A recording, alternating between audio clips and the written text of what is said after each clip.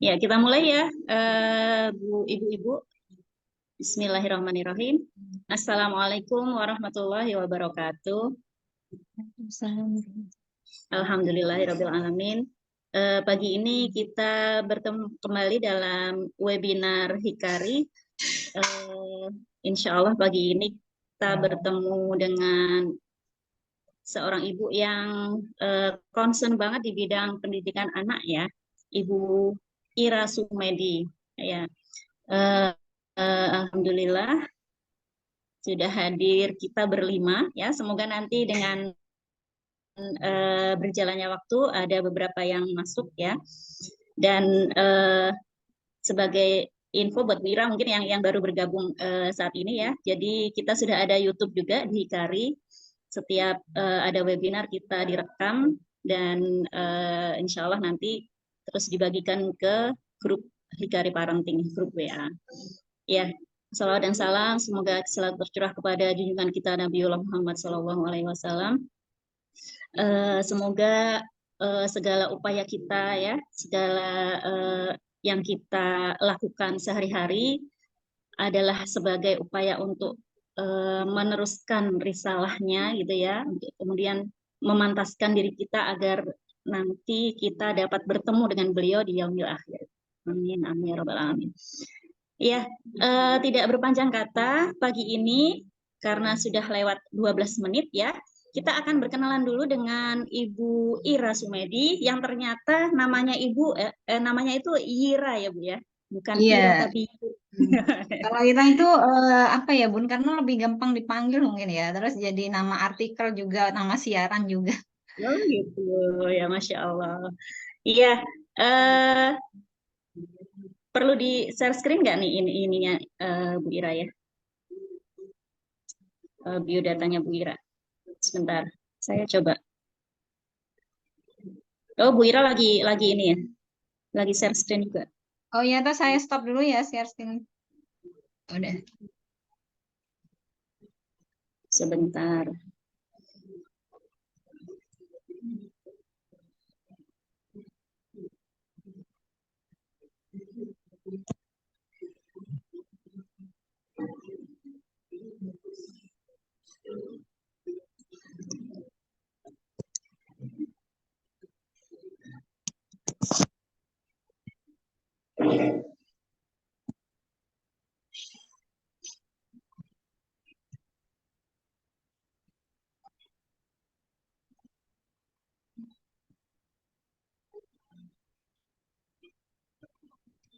Ya, berkenalan dulu dengan pemateri kita hari ini atau narasumber kita, yaitu Ibu Irawati Sumedi, psikolog CNNLP.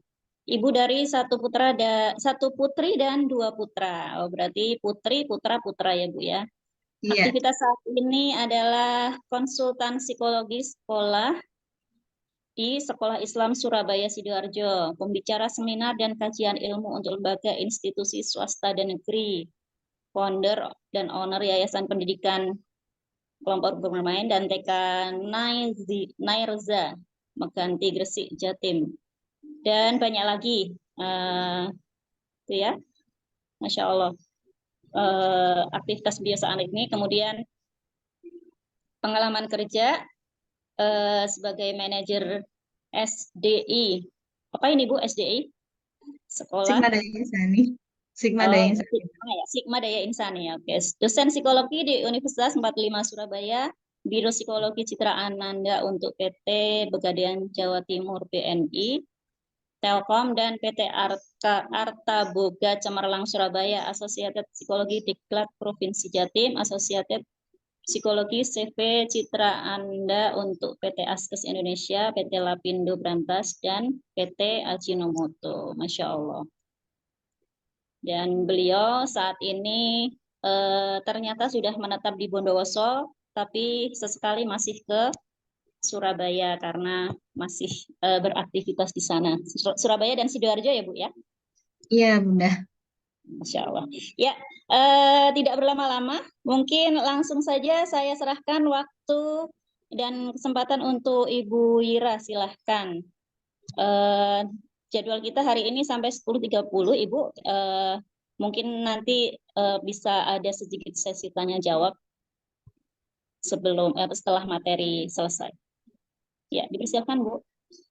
Ya, Jazakillah khair, Bunda Nuning, dan salam kenal juga buat semuanya. Assalamualaikum warahmatullahi wabarakatuh. Waalaikumsalam warahmatullahi wabarakatuh.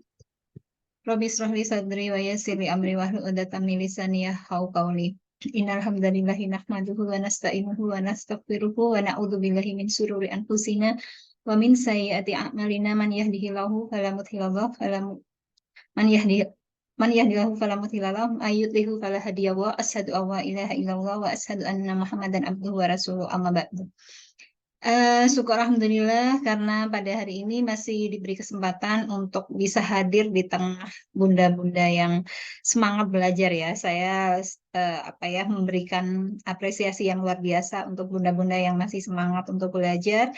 Dan tema kali ini yaitu terkait tentang speech delay ya. Dan tema speech delay ini memang sangat luar biasa karena memang hari ini kita temui ya banyak anak-anak yang memang di usia dini itu mengalami yang namanya kondisi speech delay. Dan hari ini akibat pandemi kemarin dan juga penggunaan gawai itu sendiri dan juga pola asuh memang cukup menambah deretan panjang ya pasien-pasien speech delay itu yang sempat kita alami. Karena memang kebetulan saya pada waktu masih di Sidoarjo itu punya tempat terapi khusus untuk anak-anak berkebutuhan ya atau untuk anak-anak spesial, dan itu kemarin sempat banyak pasien yang mengalami speech delay meskipun mereka memang anak-anak normal. Dan kemudian yang ada di sekolah-sekolah, terutama sekolah-sekolah yang punya pusat tumbuh kembang, itu memang pasien speech delay juga cukup banyak ya tambahannya daripada yang sebelum-sebelumnya gitu. Dan ternyata setelah pandemi usai pun hari ini kita pada fase transisi ya dari pandemi ke fase yang normal. Itu ternyata anak-anak yang mengalami speech delay juga tidak berkurang. Kenapa? Karena pola asuh gitu. Nah, ini yang menjadi PR bagi kita semua. Ternyata kita sebagai orang tua itu perlu banyak belajar ya. Memang anak-anak itu perlu kita didik sesuai dengan zamannya. Kalau orang bilang kan sekarang kan zaman teknologi gitu. Jadi anak-anak juga harus melek teknologi. Mereka harus akrab dengan teknologi, familiar dengan teknologi. Iya itu benar gitu. Memang benar bahwa anak-anak harus melek teknologi dan mereka juga tidak mungkin terpisah kehidupannya dengan teknologi karena memang hari ini zamannya memang zaman teknologi dan di era digital. Tetapi masalahnya adalah bagaimana aturan mainnya dan bagaimana orang tua itu memberikan gadget. Nah, itu yang memang harus diperhatikan. Agar apa? Agar anak-anak tidak mengalami apa ya, hambatan-hambatan dalam perkembangan itu sendiri. Karena memang yang hari ini terjadi itu sangat banyak anak-anak yang mengalami hambatan perkembangan karena pola asuh. Nah, kemudian kalau kita bicara speech delay, kita kan udah banyak paham ya speak delay itu apa gitu kan. Speak delay itu adalah suatu gangguan perkembangan yang mana anak-anak itu kesulitan atau mengalami hambatan untuk mengembangkan komunikasi verbal. Dan akibat kesulitan-kesulitan untuk mengembangkan keterampilan komunikasi ini, maka otomatis bahasa reseptif dan bahasa ekspresif anak tidak berkembang dengan seperti yang diharapkan. Nah, bagaimana kalau kemudian kita sebagai orang tua ya untuk mengasuh gitu, dan bagaimana kalau misalnya anak-anak kita tiba-tiba kita bawa ke dokter tumbuh kembang atau ke psikolog tumbuh kembang kemudian dapat diagnosa, nah anak ibu nih mengalami speech delay nih gitu kan. Karena yang sering terjadi hari ini itu memang ada tumpang tindih ya antara anak ini sebenarnya dia murni speech delay gitu atau dia juga mengalami autis gitu. Nah, ini yang hari ini banyak terjadi karena memang kalau anak-anak autis ya sudah pastilah mereka mengalami gangguan bahasa gitu. Tapi kadang-kadang orang tua kadang nggak paham anak yang hanya mengalami speech delay sudah ketakutan ya, ada ketakutan sendiri anak saya apa autis apa enggak ya gitu. Nah, ini hal-hal yang memang perlu kita perhatikan. Makanya saya bilang untuk menentukan diagnosa kepada seorang anak yang mengalami gangguan perkembangan itu kita tidak bisa sesuai dengan apa yang kita tahu. Misalnya, oh dari tanda-tandanya seperti ini nih, saya googling nih di misal googling di bah Google atau apa gitu. Itu bukan sesuatu yang bijak ya. Jadi saran saya kalau misalnya kita ingin mendapatkan tegak diagnosa, maka temui dokter tumbuh kembang dan kemudian juga psikolog tumbuh kembang. Itu akan lebih pasti karena hari ini antara eh, speech delay, kemudian autism itu sendiri, kemudian ada yang namanya Einstein syndrome, dan kemudian ada juga anak-anak yang mengalami gangguan sensori dan juga mungkin mengalami gangguan dengar itu sendiri, itu memang kadang-kadang sama gitu, sama-sama kesulitan dalam mengembangkan keterampilan berbahasa. Karena itu saya sarankan jangan melakukan diagnosa sendiri. Nah, itu yang dikatakan oleh Profesor Renat Kasali ya. Orang zaman sekarang itu suka melakukan self diagnosis. Nah, ini yang harus kita hindari. Jangan sampai nih kita ini kayak so tahu gitu ya, kemudian melakukan diagnosa sendiri gitu. Padahal itu sangat-sangat tidak disarankan. Karena apa? Nanti stimulasinya, treatmentnya yang akan diberikan itu nanti nggak akan pas. Dan itu membuat anak-anak akhirnya mungkin akan terlewati masa-masa emasnya. Karena masing-masing usia itu ada fase emasnya masing-masing. Tapi khusus untuk perkembangan sensomotorik dan otak anak, itu batasnya hanya sampai di usia 5 sampai 7 tahun. Beda kalau kita bicara tentang Fitra Based Education, itu setiap fase ada fase emasnya masing-masing ya. Tapi kalau khusus untuk otak anak dan keterampilan sensomotorik itu batas paling maksimal itu di 7 tahun. Karena 5 tahun harusnya anak-anak itu sudah selesai gitu untuk perkembangan-perkembangan terkait sensomotoriknya dan perkembangan otaknya, dan itu tinggal ditingkatkan lagi apanya yang kurang. Jadi seperti itu. Nah, ini yang memang harus dipahami Bunda. Jadi kalau misalnya kita punya anak-anak yang masih di bawah 5 tahun, rajin-rajinlah datang ke, mungkin kalau nggak ke posyandu ya datang ya rajin datang ke dokter tumbuh kembang atau psikolog tumbuh kembang. Untuk apa? Untuk memastikan tumbuh kembang anak kita apakah secara sensomotoriknya sudah bagus, apakah sosial emosinya juga sudah sesuai, apakah intelijensinya juga sesuai, kemudian apakah perkembangan fisiknya juga sudah sesuai. Nah, ini hal-hal yang memang harus kita perhatikan dengan baik. Lalu apa sih yang harus kita lakukan gitu kalau misalnya anak nih sudah, oh ternyata anak ibu autis ya, atau anak ibu mengalami speech delay gitu, apalagi speech delay-nya itu termasuk speech delay yang bukan sekedar pola asuh tapi ada bawaan-bawaan lainnya atau sindrom-sindrom lainnya. Nah, itu yang memang harus benar-benar kita perhatikan. Nah, bagaimana sikap kita sebagai orang tua? Yang pertama itu adalah mempersiapkan diri kita sebaik-baiknya. Mempersiapkan diri itu maksudnya apa gitu. Kita harus terbuka untuk apa? Untuk akhirnya kita itu nanti akan berinteraksi dengan banyak ahli gitu. Bukan hanya mungkin kita akan bertemu guru, bertemu dokter tumbuh kembang, tapi kita juga mungkin akan bertemu dengan para terapis itu sendiri, dengan orang tua yang memiliki anak-anak yang sama kasusnya dengan kita. Nah, ini yang memang harus kita pahami. Jadi mempersiapkan diri ini termasuk satunya adalah bahwa oh iya ya, saya terima nih anak saya dengan kondisinya.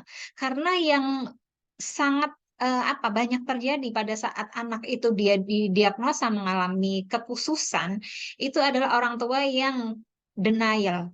Orang tua yang akhirnya nggak bisa nerima, enggak, anak saya nggak seperti itu. Bahkan dalam kasus speech delay itu yang banyak terjadi adalah orang tua itu suka bilang begini, oh iya memang dia lambat ngomong, itu karena bapaknya dulu juga begitu. Bun, kalau dalam kasus speech delay itu paling banyak kasusnya itu bapaknya dulu kayak gitu.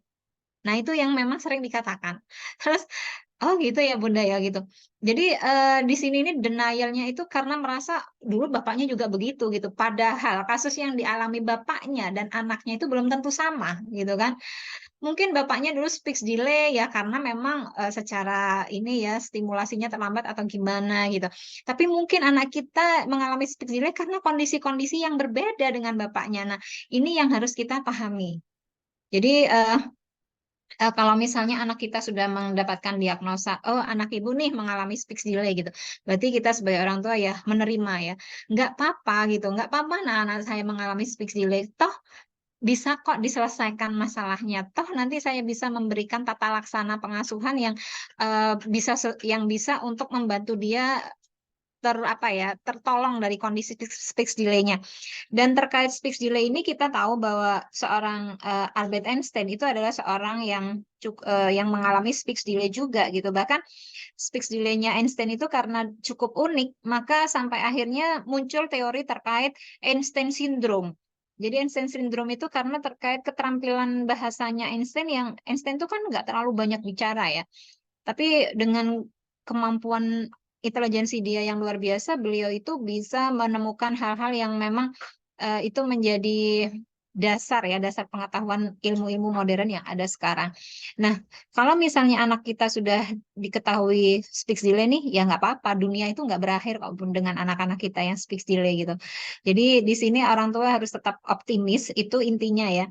Jadi mempersiapkan diri kita bahwa kita tidak denial, kita berdamai dengan keadaan, dan kita harus siap. Untuk apa? Untuk bekerja sama dengan siapapun. Nah, itu yang harus kita pahami. Jadi mindful dulu ya, kita terima anak kita, legowo dulu. Jadi ikhlas dulu. Apapun kondisi anak saya terima. Dan jangan menyalahkan siapa-siapa. Nggak ada yang salah di sini, Bun. Kondisi yang diterima oleh anak-anak kita itu adalah cara Allah untuk kita belajar. Jadi Allah juga nggak salah gitu. Karena setiap yang diciptakan Allah itu tidak ada yang namanya produk gagal. Anak-anak yang hari ini terlahir mungkin dengan kondisi dia autis, kemudian mungkin dia tunadaksa, dia tunanetra, itu bukan produk gagal dari Allah. Tapi saya bilang mereka adalah produk-produk customized yang dimana mereka diciptakan memang untuk mendidik orang tuanya, karena sesungguhnya pada waktu kita mendidik anak-anak kita, maka sebenarnya itu adalah cara Allah untuk kita sendiri untuk mendidik diri kita dan memperbaiki diri kita. Nah, ini yang kadang-kadang tidak kita pahami ya. Jadi biar kita itu nggak mengalami yang namanya burnout menjadi orang tua. Jadi kayak orang tua itu kalau misalnya punya anak speech delay itu atau anak-anak yang berkebutuhan khusus, kenapa saya? Jadi kemudian merasa lelah, kemudian merasa tidak berguna. Jadi jangan sampai ada sikap-sikap seperti itu. Nah, ini yang memang harus kita pahami, dan kemudian membuka diri selalu ya. Membuka diri selalu ini istilahnya kita itu siap untuk menerima second opinion gitu. Jadi kalau misalnya saya sering bilang pada orang tua yang mengalami anak-anak speech delay, seperti kasus-kasus yang di sekolah yang saya tangani. Biasanya saya suka begini, Ibu ini dari dokternya apa gitu ya, kalau misalnya masuk di sekolah tempat saya berada itu, karena memang sekolah kita adalah sekolah inklusi. Kata dokternya gini-gini Bu Ira gitu kan. Terus kemudian saya bilang, Bu, kalau dari observasi saya kok sepertinya lebih begini ya gitu kan. Jadi kita coba lagi ya untuk melakukan observasi lanjutan, tapi Ibu juga boleh kemudian memberikan catatan kepada saya nanti agar tegak diagnosa itu benar-benar kita dapat gitu. Dan akhirnya setelah kita teliti kembali ini kita tangani kembali, kemudian disuruh kembali lagi mungkin ke dokter yang lain atau ke DSA yang mungkin yang awal lagi, dan kemudian disampaikan apa hasil dari observasi kami, itu memang kadang-kadang ada perubahan. Nah, ini yang isi ibu ini juga nggak boleh, atau orang tua ini juga nggak boleh istilahnya kaku ya, kaku dengan enggak, nah saya itu begini, nggak begini gitu. Karena sering sekali terjadi begitu, Bun. Jadi saya itu suka bilang begini pada orang tua yang eh, sulit ya atau denial menerima kondisi anaknya. Saya bilang begini, Bapak atau Ibu, memang minum obat itu rasanya pahit. Tapi kalau misalnya obat ini nggak diminum, maka nggak sembuh-sembuh. Sama seperti kondisi Bapak Ibu yang hari ini mengatakan anak saya hanya speech delay, padahal ada autisnya di situ. Kalau Bapak Ibu hanya mendidik anak itu sesuai dengan kondisi dia speech delay-nya, autisnya tidak tertangani, maka itu nggak akan membawa perubahan yang signifikan. Nah, ini yang harus kita pahamkan kepada orang tua. Karena kalau misalnya orang itu panas, kemudian panasnya itu disertai dengan misalnya nih ada tipesnya, tapi yang diobatin hanya panasnya aja, ya nggak akan signifikan hasilnya. Ya sama seperti anak-anak yang berkebutuhan khusus juga begitu. Jadi anak-anak yang mengalami speech delay, itu kita harus perhatikan ada speech delay yang memang karena secara psikologisnya anak saja, tapi ada speech delay yang memang oh dia nih ternyata mengalami sensory meltdown juga nih. Dia itu ternyata mengalami gangguan motorik di mulutnya. Nah, itu yang harus benar-benar kita pahami terlebih dahulu. Kemudian yang berikutnya adalah selalu pantau anak gitu ya. Jadi pada waktu anak-anak itu di bawah usia 5 tahun terutama, itu memang pemantauan terhadap tumbuh kembang anak itu harus sangat luar biasa, terutama di 1.000 hari pertama. Kenapa 1.000 hari pertama? Karena faktor bahasa itu berkembang pesatnya di 1.000 hari pertama. Jadi kalau misalnya 3 tahun nih anak nih ternyata belum bisa berkomunikasi dengan kita, maka 18 bulannya dia itu adalah red flag atau bendera merah sebenarnya buat orang tuanya. Nah, ini yang harus kita pahami. Makanya dalam pendidikan Islam, nilai yang memang benar-benar harus diperhatikan di 3 tahun pertama itu selain fasa rodoah, yaitu fasa penyusuan, itu adalah fase lugoh atau bahasa. Nah, ini yang memang harus kita pahami. Jadi 1.000 hari pertama anak-anak, yaitu usia 0 sampai 3 tahun, itu benar-benar perhatikan bahasa anak. Nah, ini yang jarang sekali orang tua pahami gitu. Jadi 0 sampai 3 tahun saya ngapain gitu ya. Oh, anak-anak masih masih kecil, masih bayi. Ya udahlah, semuanya diladeni, semuanya di apa ya, dibantu oleh orang tua, itu yang selalu terjadi. Kemudian yang keempat adalah dampingi anak. Jadi pada saat anak-anak kita sudah ada nih diagnosa ya, seharusnya diagnosa speech delay itu 18 bulan itu sebenarnya sudah bisa keluar gitu. Tapi kalau misalnya anak kita sudah terdiagnosa seperti ini, ya berarti kita harus memiliki lebih banyak waktu lagi bersama anak-anak kita. Karena ada kasus begini, Bun. Waktu itu saya di salah satu sekolah di Surabaya, saya sebutin aja ya sekolahnya ya, nggak apa-apa, Sekolah At-Taqwa Surabaya. Ada seorang ibu yang ngantar anaknya ke sekolah. Kemudian saya lihat anaknya kok belum bisa bicara ya, Bu, sudah umur 4 tahun. Bahasanya itu bahasa Marsya. Kemudian saya tanya, ibu kenapa anaknya belum bisa bicara gitu kan? Iya Bu, soalnya mungkin karena jarang diajak bicara ya. Tapi kemudian saya dengerin anak ini bisa teriak, kemudian dia bisa paham instruksi-instruksi yang kita berikan gitu, meskipun dia harus banyak menggunakan bahasa isyarat gitu. Terus saya bilang, ibu, anak ibu sebenarnya mungkin dia itu bisa bicara kalau misalnya dia dapat stimulasi yang banyak dari lingkungan yang ngajak dia bicara gitu. Masalahnya dia bicara bahasa Marsya, apakah karena tiap hari dia nonton Marsya gitu, atau setiap saat dia nonton Marsya? Iya, gitu. Dan yang lebih bikin saya surprise adalah waktu ibunya bilang, begini Bu Ira, masalahnya anak saya di rumah itu diasuh oleh pembantu saya yang bisu. Hah? Saya langsung kaget. Oh, pantas saya gitu. Terus saya tanya, kenapa Bu milih pembantu yang bisu gitu kan? Biar anak saya nggak diajari ngomong yang enggak gitu, yang nggak benar gitu. Terus saya tanya, terus ibu punya waktu ngomong sama anak kapan? Eh, nggak ada Bu Ira, karena saya berangkat kantor, anak saya masih tidur, kemudian saya pulang kantor, anak saya sudah tidur. Dan rumahnya adalah rumah di pinggir jalan di mana anak nggak bisa main, nggak bisa kemana-mana, ya cuma dengan bantu di rumah lihat Marsya dan lihat televisi yang memang bahasanya nggak jelas. Nah, ini maksudnya baik ya si ibu, mungkin maksudnya baik, saya bilang ibu maksudnya baik mungkin ya, cari pembantu yang bisu gitu biar anak ibu nggak diajari ngomong yang nggak bener gitu kan. Tapi ternyata anak malah nggak diajak berkomunikasi sama sekali gitu. Dan akhirnya yang saya sarankan adalah waktu itu tidak terapi dulu, tapi saya lebih sarankan dulu anak ibu ditaruh di sini, di daycare, kemudian biar dia berbaur dengan teman-temannya, setiap pagi dia mengikuti kegiatan sitter morning bersama teman-temannya, dia melakukan banyak gerakan, dia banyak bermain sama teman-temannya. Dan apa yang terjadi, Bunda, 3 bulan di awal, ternyata anak ini sudah muncul kata-katanya, dan itu sangat luar biasa, dan ibunya senang banget.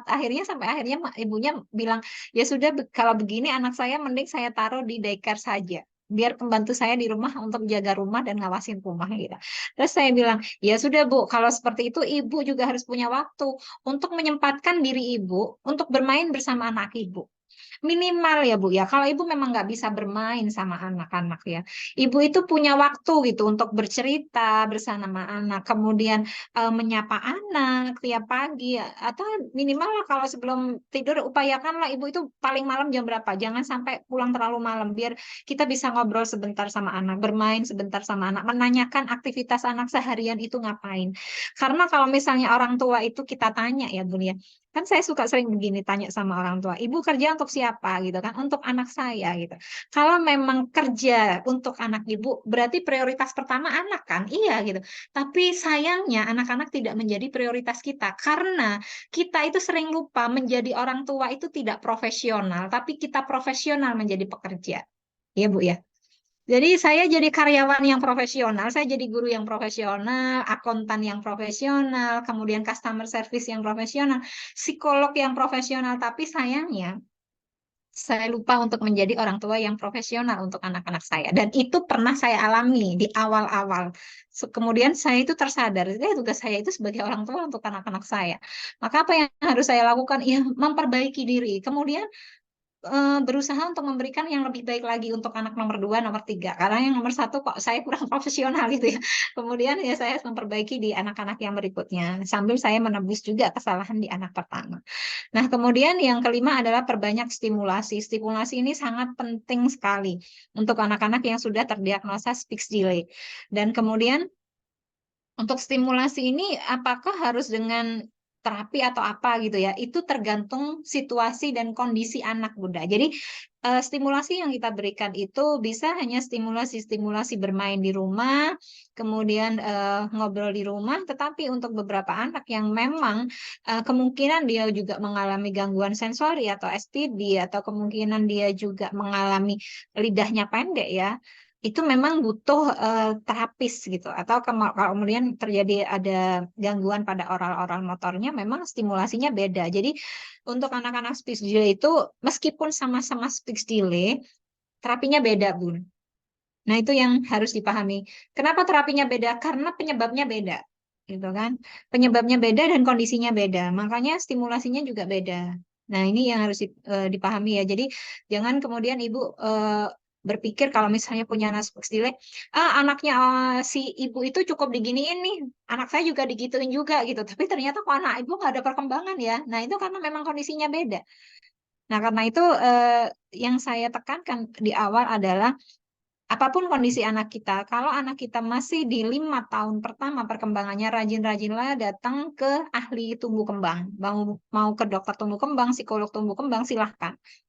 Dan rajin-rajin juga ke posyandu untuk memantau perkembangan anak kita. Kemudian luangkan waktu kita sama ya seperti tadi yang perlu mendampingi anak gitu. Jadi memang prioritas kita benar-benar kita harus pahami dengan baik bahwa kita sebagai orang tua, maka tugas kita itu adalah bersikap profesional kepada anak-anak kita. Karena kerja utama kita itu adalah sebagai orang tua, Bu. Terutama yang punya anak ya. Kalau belum punya anak sih, mungkin tugasnya masih jadi karyawan yang baik ya. Jadi kalau sudah jadi orang tua, berarti kita harus profesional jadi orang tua. Kemudian faktor penyebab dari speech delay itu apa gitu kan? Sebenarnya untuk faktor penyebab speech delay itu banyak banget ya, Bun ya. Yang pertama, yaitu gangguan pada organ mulut gitu ya. Jadi pada beberapa anak memang organ-organ mulutnya itu tidak berkembang sempurna, mungkin lidahnya pendek atau yang kita kenal dengan frenulum ya. Itu jadi kita tahu anak ini lidahnya pendek atau gimana Bu Ira, ya harus ke dokter lah Bun. Kalau saya, kalau misalnya ibu kan ya nggak bisa ya, oh, anak saya lidahnya panjang atau pendek itu kita nggak tahu, atau kemudian ada masalah di langit-langitnya gitu.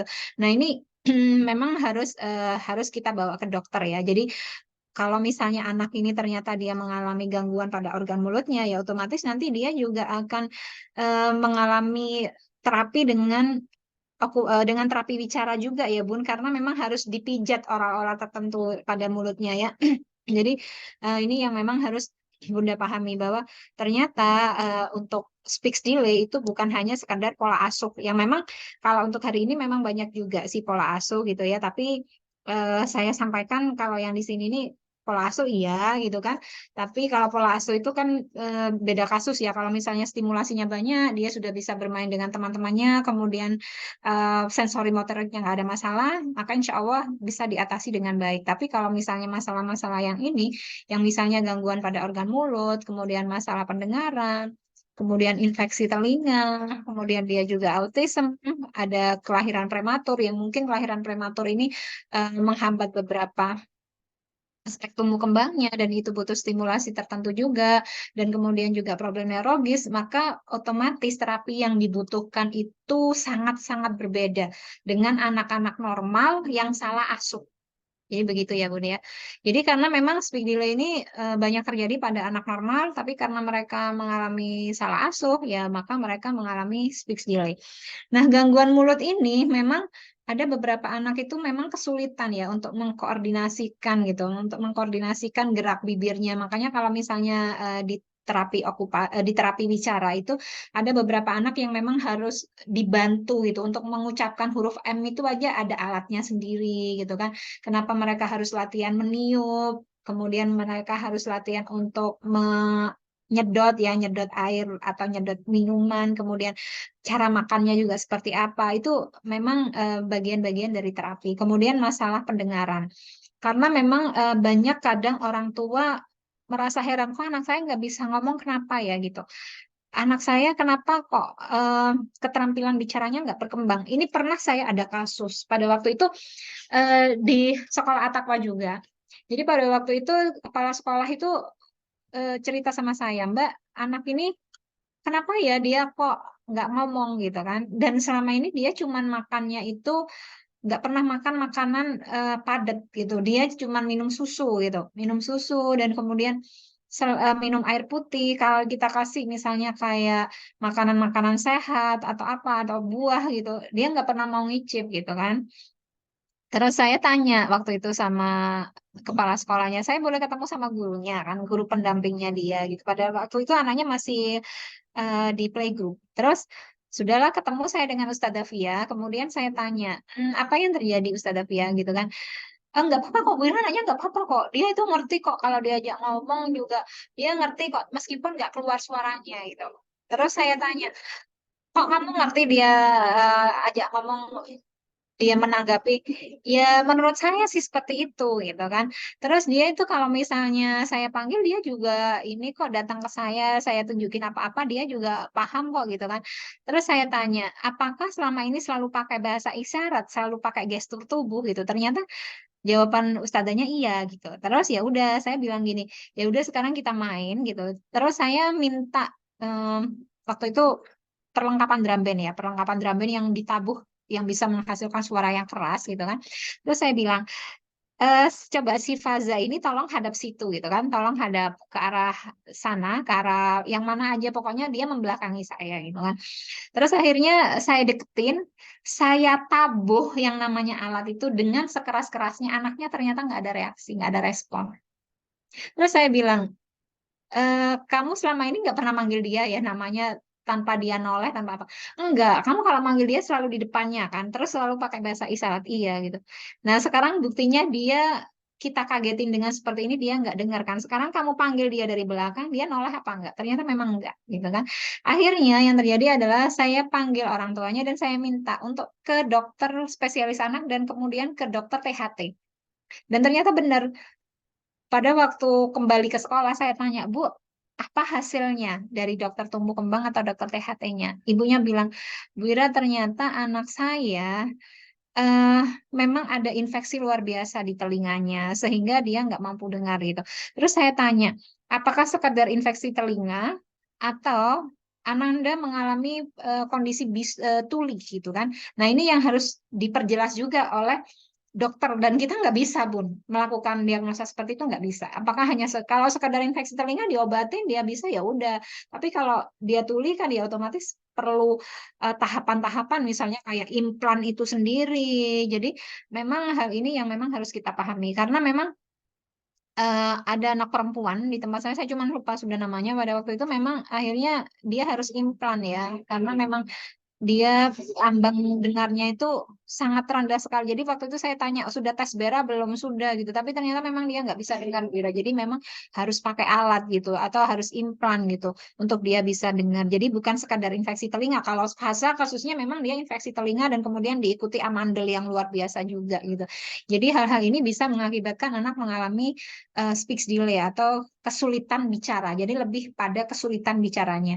Kemudian kelahiran prematur. Ada anak-anak yang memang karena memang prematur itu kan nggak matang ya bunda organ-organnya. Jadi memang ada anak-anak yang lahir prematur ya mungkin karena apa ya tidak matangnya saraf-saraf anak, maka itu juga mengakibatkan ketidakmatangan dalam sinaptik-sinaptik anak, maka mengakibatkan anak kesulitan bicara. Ya mungkin bagian broca wernicke-nya yang tidak berkembang secara optimal karena mungkin juga kurangnya stimulasi, ini bisa terjadi. Kemudian ada autism juga. Jadi kalau anak-anak autism itu sudah pasti ya Bun mengalami gangguan komunikasi pasti.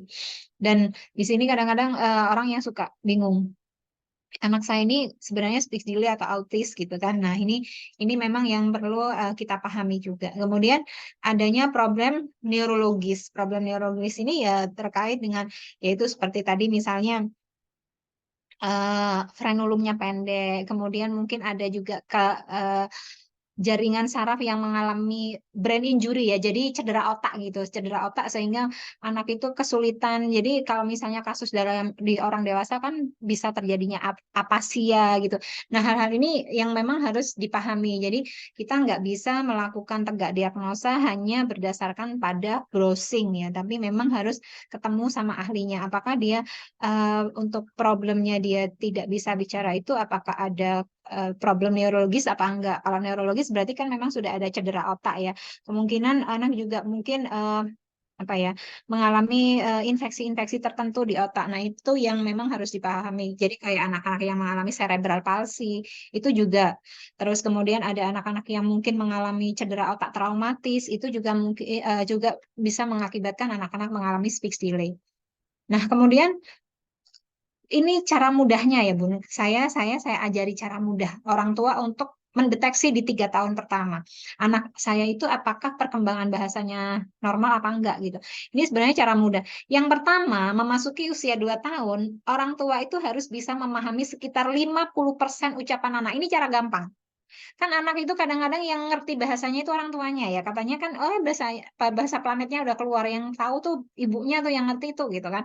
Nah, tetapi ini panduannya, Bun. Kalau anak itu umur 2 tahun, orang tua dan kemudian orang-orang di sekitar mereka yang familiar dengan mereka, itu harus mampu memahami bahasa anak itu sekitar 50% ucapan anak itu bisa dipahami. Itu umur 2 tahun. Nah, setelah 3 tahun, harus bisa memahami 75% dari ucapan anak. Kemudian 4 tahun, ucapan anak benar-benar harus bisa dipahami. Ini cara gampangnya. Jadi kalau misalnya untuk melakukan tahu secara gampang ya, secara awam ya, anak ini perkembangan bahasanya itu normal apa enggak sih gitu. Ya lihat aja umur 2 tahun, oh ternyata dia ngomong apapun itu saya ngerti kok gitu. Meskipun nggak ngerti seluruhnya. Yang penting bisa ngerti 50%-nya itu berarti dia berarti nggak ada masalah, Bun. Jadi kayak gitu. Nah ini kalau misalnya cara gampang. Tapi kalau misalnya mau detailnya gitu kan, ini milestone-nya. Milestone itu ini karena memang jurnalnya jurnal ini ya Bun ya, kalau di bahasa Indonesia itu jarang banget ya. Jadi jurnal untuk apa, jurnal terkait milestone tumbuh kembang bahasa ya, perkembangan bahasa itu seperti ini. 6 bulan, 9 bulan. Jadi 6 bulan itu anak-anak itu sudah noleh gitu kalau misalnya ada kerincing-kerincing gitu kan. Pokoknya ada suara, ada orang tertawa, kemudian mendengar kata-kata, itu anak itu sudah noleh. Jadi kenapa sih kalau misalnya untuk anak bayi itu kan biasanya suka kita gantung mainan yang ada bunyinya gitu ya. Itu sebenarnya untuk menstimulasi indera dengar anak gitu. Dan ini bisa dilihat di usia 6 bulan dia kira-kira kalau ada orang yang bercakap-cakap dia noleh apa enggak ya, atau dia sudah mulai ini nggak kaget kalau misalnya ada suara di sekitarnya yang agak ngagetin gitu, terus kemudian dia bisa tiba-tiba nangis gitu, kemudian dia juga bisa mendengar suara-suara yang di sekitar dia dengan cara dia kemudian noleh gitu, mungkin kita kasih kerincing-kerincing atau tepuk-tepuk tangan gitu kan di sebelah telinga anak atau apa gitu, apakah dia sudah noleh apa enggak, itu di usia 6 bulan. Kemudian di usia 9 bulan mulai babbling ya, jadi gitu-gitu ya Bun, gitu kan, gitu. Nah itu kemudian untuk 9 bulan memang ada beberapa anak yang sudah bisa bicara. Jadi kasus 9 bulan ini terjadi pada anak saya yang nomor 1. Jadi si Dinda waktu itu 9 bulan itu dia sudah mengucapkan mama gitu kan, kemudian uti gitu-gitu. Jadi titi gitu ya. Itu 9 bulan pada waktu itu usia Dinda. Tapi kalau adik-adiknya enggak, tidak mengalami itu. Jadi memang untuk beberapa anak yang 9 bulan itu memang sudah selain babbling dia sudah mengeluarkan suku kata, meskipun suku katanya mungkin mama, titi gitu kan, pipi gitu, ya gitu kan. Nah, itu tidak semua anak memang Bun, karena biasanya itu 12 bulan. Nah, nah itu di bawah 12 bulan memang masih ada babblingnya, sudah masih ada babblingnya, kemudian tapi dia sudah mulai bisa mengimitasi vokal dan suara. Jadi mengucapkan satu kata susu gitu, gitu kan, roti, roti gitu, minta roti itu udah bisa dia. Terus dada, bye-bye itu dia bisa usia 12 bulan ya, 12 bulan. Kemudian 18 bulan 18 bulan yang saya bilang kalau anak belum bisa di 18 bulan ini dia belum bisa untuk menunjukkan bagian anggota tubuhnya atau mengucapkan 3 kata, berarti itu sudah red flag atau bendera merah. Karena pada usia 18 bulan, beberapa anak yang kemarin katanya 12 bulan itu ternyata dia bisa keluar, tiba-tiba kok hilang sama sekali. Itu banyak terjadi di kasus speech delay. Jadi ada orang tua yang datang, ada beberapa orang tua yang datang, saya tanya, 12 bulan padahal sudah bisa loh Bu Ira, sudah bisa eh, mengucap mama gitu, terus kemudian papa gitu. Tapi kemudian kok tiba-tiba kata-katanya itu semakin lama semakin nggak ada dan sekarang nggak ngomong gitu kan. Nah ini orang tua harus benar-benar waspada ya karena 18 bulan itu anak itu sudah bisa untuk menunjukkan misalnya kalau kita tanya mana hidung gitu dia nunjuk hidung, mana rambut, mana mata itu dia tunjuk. Nah kalau misalnya ternyata 18 bulan ini ternyata anak nggak bisa ya berarti dia sudah masuk dalam kategori speech delay. Ya, belum tentu juga sih memang speech delay-nya yang klinis, tapi sudah masuk speech delay. Bun orang tua itu kadang-kadang kan, nggak apa-apa kok. Memang belum waktunya untuk ngomong, nanti aja gitu. Nah, ini loh yang saya bilang, sikap untuk menormalisasi kondisi anak itu yang benar-benar orang tua itu nomor satu gitu. Jadi jangan sampai karena kita itu nggak mau repot, akhirnya kita menormalisasi kondisi anak. Kemudian usia 2 tahun, menunjuk 2 gambar, mengikuti aturan 2 langkah. Jadi misalnya eh, pergi ke sana deh, ambilin gitu. Pergi sana ya, ambilin misalnya ambilin mainannya. Itu dia sudah paham. Di sana ada mainannya. Panggilin kakak gitu, dia udah paham. Jadi itu di usia 2 tahun. Dan kemudian mengkombinasikan kata misalnya minum susu, makan roti gitu, main boneka, itu kemudian menyebutkan nama gambar. Jadi kalau kita tunjukkan gambar ini gambar apa gitu, dia sudah tahu itu di usia 2 tahun. Kemudian 2 tahun setengah itu menunjuk 6 bagian tubuh. Kemudian mereka itu sudah bisa kita suruh untuk melakukan sama seperti yang 2 tahun, melakukan 2 tindakan, sama juga kemudian memberi label. Kemudian mereka itu sudah cukup paham untuk berbicara lebih banyak lagi. Karena kalau sudah 3 tahun ini sudah ada kata sifat. Jadi kalau 3 tahun itu aku mau main gitu dia sudah tahu. Aku mau tidur gitu dia udah paham. Kemudian menamai memberi label pada 4 gambar yang berbeda. Kemudian dia menyebutkan nama-nama gambar, nama-nama warna. Karena Bun anak yang mengalami speech delay ya, ataupun anak yang mengalami gangguan secara intelijensi itu saya kemarin nemuin anak umur 6 tahun di TKB itu dia belum bisa warna. Sama sekali belum bisa warna. Jadi dia masih bingung antara warna merah yang mana, kuning yang mana. Nah, ini yang memang harus kita pahami. Kemudian usia 4 tahun, 4 tahun ini sudah bisa mendefinisikan 5 buah kata ya, kemudian menyebutkan warna-warna sebanyak 4. Jadi sudah merah, kuning, hijau, biru gitu dia sudah bagus dan kemudian dia sudah paham pembicaraan orang atau kata-kata orang. Seperti tadi yang saya sampaikan di awal, usia 4 tahun itu anak dan orang tua itu sudah sama-sama mengerti gitu apa yang dibicarakan dan apa yang dikomunikasikan. Karena 4 tahun itu batas, Bun. Karena 4 tahun itu saat anak-anak itu sudah nggak bisa ngomong, ya berarti dia memang mengalami entah itu speech delay atau dia mengalami gangguan-gangguan perkembangan yang lainnya terkait intelijensinya. Nah, itu yang memang harus dipahami. Nah, kemudian bagaimana sih untuk penanganan speech delay itu sendiri gitu kan? Nah, penanganan speech delay ini yang pertama memang seperti yang saya sampaikan tadi, memang harus ke dokter spesialis anak karena memang kita perlu tahu gitu.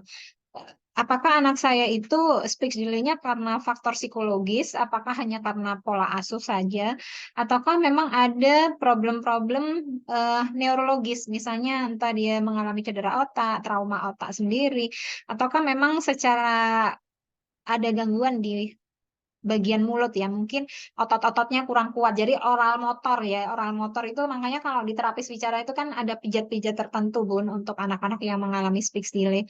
Dan kemudian apakah lidahnya terlalu pendek itu kita nggak paham. Jadi memang harus ke dokter spesialis anak. Kemudian yang kedua adalah pergi ke psikolog tumbuh kembang. Nah ini untuk psikolog tumbuh kembang terutama kalau misalnya speech delay karena faktor pola asuh dan juga psikologis ya. Jadi di situ nanti akan disampaikan apa sih yang bisa dilakukan di rumah dan kemudian apa sih yang bisa dilakukan untuk membuat anak itu lebih berani untuk bicara. Nah, itu yang akan disampaikan. Kemudian ada terapis, kita ketemu dengan terapis sensori integrasi, kemudian okupasi dan terapi bicara. Jadi untuk beberapa anak yang mengalami speech delay, mungkin untuk beberapa anak hanya perlu terapi bicara. Tapi untuk beberapa anak mungkin perlu terapi yang lengkap. Itu tergantung situasi, tergantung seberapa eh, kondisi anak. Jadi kalau misalnya speech delay-nya misal nih karena gangguan neurologis, ya otomatis terapinya harus lengkap gitu. Bahkan mungkin juga perlu untuk ketemu sama neurolog gitu. Bahkan mungkin dia juga perlu untuk pakai obat. Jadi seperti itu. Jadi macam-macam ya Bunda untuk terapinya ini. Tetapi bagaimana kita sebagai orang tua pada saat bersama anak-anak di rumah itu yang memang harus kita lakukan. Yang pertama adalah untuk tata laksana ya, tata laksana anak kita ini sudah diketahui nih dia mengalami speech delay gitu ya. Yang pertama adalah kalau berbicara dengan anak, gunakan gesturnya. Jadi bahasa tubuh kita itu, jadi kalau misalnya ada mau makan gitu, jadi di kita pakai bahasa bahasa tubuh iya, kemudian kata-katanya ya disampaikan juga. Ada mau minum gitu. Jadi ada apa ya Bun ya, ada peragaan ya istilahnya, ada contoh gitu kan. Ada yang mau nulis gitu. Nah, itu yang memang kita bisa lakukan kepada anak. Kemudian bacakan buku dengan suara keras. Jadi read aloud ya. Jadi read aloud itu memang eh, sangat penting sekali ya sebenarnya untuk anak-anak yang mengalami kondisi speech delay itu ibunya itu punya waktu luang untuk apa? Untuk read aloud. Dan usahakan bukunya itu memiliki ilustrasi atau gambar-gambar yang banyak agar apa? Agar anak itu mampu untuk memahami jalan cerita. Karena memang untuk anak-anak speech delay yang anak-anak normal itu kan nggak ada masalah ya secara intelijensinya. Jadi kita harapkan mereka itu tumbuh kembangnya juga nggak bermasalah secara intelijensinya gitu. Dan salah satu siswa saya yang memang speech delay ya, namanya Alvin ya. Alvin itu anak SD Ataqwa ya, dulu TK-nya di TK Ataqwa juga. Sebelumnya Alvin ini adalah pasien dari Dokter Wawan di Rumah Sakit Siloam Surabaya. Kemudian Alvin datang ke saya di saat dia harus masuk TKA gitu, mohon maaf, masuk ke playgroup. Nah, sebelum Alvin masuk di sekolah Atakwa itu memang kita melakukan observasi dini untuk tumbuh kembang. Dan setelah saya pastikan bahwa kondisinya memang seperti ini, maka Alvin kita berikan terapi-terapi yang terkait kebutuhannya itu. Dan alhamdulillah Bunda pada waktu Alvin sudah selesai terapinya, mulai dari playgroup sampai dia di TKB, TKB itu terapinya sudah sangat jauh berkurang. Yang dulu awalnya seminggu sampai 3 kali, itu jadi seminggu cukup 1 kali gitu kan. Sampai akhirnya pada semester terakhir TKB itu Alvin sudah tidak terapi sama sekali dengan saya. Dan dengan terapi okupasi yang ada di sekolah. Dan hari ini Alvin itu sekarang sudah kelas 4 insya Allah. Alvin itu mulai kelas 1 SD dia itu adalah juara untuk presenter berbahasa Jawa dan juga presenter bahasa Inggris. Nah, di sini kan kita lihat bahwa sebenarnya untuk anak-anak speech delay yang memang dia anak-anak normal dan juga tumbuh kembangnya nggak ada masalah, secara intelijensinya juga masalah, ternyata mereka bisa berprestasi dengan baik. Dan hari ini Alvin juga masih tetap jadi apa ya namanya kalau di sekolah itu kayak jadi MC ya, MC untuk sekolah gitu. Jadi kalau misalnya ada acara-acara yang membutuhkan MC kecil atau apa gitu, Alvin menurut makan salah satu anak yang akan ambil bagian di situ. Padahal dulu dia kecilnya kondisinya speech delay. Nah, itu yang saya bilang juga ternyata meskipun kondisi speech delay, tapi saat pengasuhannya benar dan juga penanganannya benar, maka mereka tetap menjadi anak-anak yang berprestasi. Nah, kemudian yang ketiga, dengarkan dan bicaralah dengan balita kita. Jadi banyak ibu-ibu itu yang memang kalau bicara sama anak itu males ya. Apalagi kalau anaknya banyak tanya. Suka ibunya itu gini, aduh ada ini banyak tanya cerewet banget sih. Udah lagi sibuk nanti bisa belajar sendiri, mata main sendiri gitu. Nah itu yang sering kita dengar dari ibu-ibu. Padahal ibu itu kan dikaruniai 21.000 kata itu untuk ngobrol sama anak, untuk ngajari anak, bukan untuk bergosip ya, bersama tetangga gitu. Apalagi gosipnya kalau nggak bisa dengan tetangga langsung nanti pindah ke WA, grup WA ya, gibah di situ gitu. Ya. Mohon maaf ya. Jadi ini yang memang harus kita pahami Bun. Jadi sebenarnya kenapa sih ibu itu dia anugerahi 21.000 kata itu ya karena untuk ngajarin anak. Karena Allah itu sebenarnya kan sudah menitipkan ya lisan lisan Allah itu sendiri gitu ya. Dulu Nabi Adam itu yang ngajarin ngomong kan Allah melalui malaikat-malaikatnya gitu ya. Nah sekarang Allah itu minta kita sebagai ibu itu ngajarin anak-anak dengan lisan kita. Jadi jangan sampai anak kita itu pinter ngomong, bisa ngomong sembarang ya, sembarang yang dia bisa omongin, pengetahuannya dia itu malah dapat dari gurunya. Terus ibunya mana pahalanya gitu ya Bun ya. Karena memang ibunya ternyata punya 21.000 kata sayangnya nggak dipakai belajar bersama anak. Nah, itu yang memang harus kita pahami. Jadi, kalau dengan anak-anak itu banyak mendengar, banyak bicara, banyak bercerita, kemudian ajak mereka untuk bersosialisasi. Jadi, Bun, kalau kita punya anak-anak balita itu, kita jangan mager ya, Bun ya. Jadi, kalau misalnya di lingkungan kita, lingkungan saya itu ini Bu Ira nggak ada anak kecilnya gitu. Terus apa rame, padat, bahaya malah kalau main di luar gitu ya. Ya nggak apa-apa sih kalau misalnya memang lingkungannya seperti itu ya berarti ibu harus keluar dong. Cari apa? Cari playground gitu, cari playground, cari taman kota. Main di situ, kemudian ada anak-anak banyak. Misalnya ternyata di tempat saya ada PAUD gitu misalnya ya PAUD, tapi ya udah nggak usah punya apa ya keinginan apapun anak saya itu masuk PAUD biar bisa gini-gini nggak usah. Pokoknya di situ dia cukup bersosialisasi aja, dia mau nyapa temannya aja. Udah yang penting itu aja. Dia mau ngomong aja ya udah yang penting itu aja.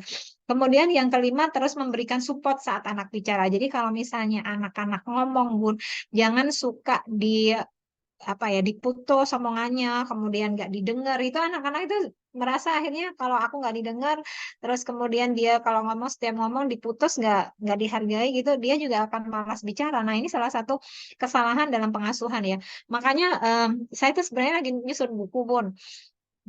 Mengajarkan anak berbahasa bukan sekadar bicara itu salah satu ininya memang salah satu aktivitas yang harus dilakukan oleh ibu adalah memang bicara dengan anak sebanyak-banyaknya, kemudian mendengarkan apa yang mau disampaikan anak, dan kemudian bersama anak-anak itu nanti ibu itu akan membuat sebuah kesimpulan, kemudian juga bagaimana ibu itu meminta anak untuk membuat rencana-rencananya, kemudian menggambar, menceritakan gambarnya. Jadi seperti itu. Jadi memang untuk ngajarin anak bicara itu nggak mudah ya Buni sebenarnya karena nanti tingkatannya kalau mereka sudah bisa bicara nanti harus bisa berbahasa karena berbahasa itu beda sama bicara. Kalau orang sekadar berbicara semua orang itu bicara gitu tapi tidak semua orang itu berbahasa. Nah, ini yang memang harus dipahami. Berbahasa itu punya kaidah, punya etika, punya adab, punya aturan itu. Tapi kalau bicara ya udah sekedar mengeluarkan bunyi gitu. Sekedar keluarkan bunyi, orang lain ngerti ya udah gitu. Tapi apakah ini memenuhi eh, apa ya kaidah-kaidah bahasa itu sendiri belum tentu.